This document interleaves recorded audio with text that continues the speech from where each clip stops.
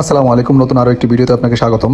আসলে আমি 8 লাখ টাকা লস করেছিলাম। কিভাবে লস করেছিলাম, কি করেছিলাম, কেন লস করেছিলাম, এই বিষয়টি নিয়ে আজকে কথা বলবো, যেটা আমি আসলে কখনো কারোর সাথে শেয়ার করি নাই। আমার মানে এই বিষয়টা নিয়ে আমি কখনোই আপনাদের সাথে ইউটিউবে, ফেসবুকে কোথাও আসলে শেয়ার করি নাই। এটা যেহেতু বিশাল একটা লস, আসলে হিসাব করতে গেলে কিন্তু 8 লাখ টাকারও আরও অনেক বেশি লস। কেননা শেষ পর্যন্ত আমি কিছুই পাই নাই এই খামার করে। আমার এতই লস হয়েছিল। তো কীভাবে লস হয়েছিল আসলে ভিডিওটি দেখতে চাইলে পুরো ভিডিওটি দেখতে থাকুন।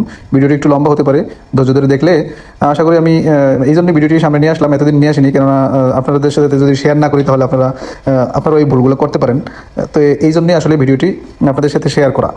তো আমি কিভাবে লস করলাম আসলে, সালটা ছিল 2020 সাল। আসলে 2020 সালে তো জানেন 20-এর মতো সবার কাছেই ছিল। বিশেষ করে যারা খামারি তাদের কাছে একবারে পুরোই 20-এর কাছে মতো ছিল। যারা নতুন উদ্যোক্তা, যারা নিজেই কিছু করতে চায়, তাদের জন্য আসলে পুরোই একবারে 20 করার মতো ছিল। আর সেটা আমার জন্য ছিল। পুরো ভিডিওটি দেখতে চাইলে চ্যানেলে দেওয়া আছে, দেখে আসতে পারেন।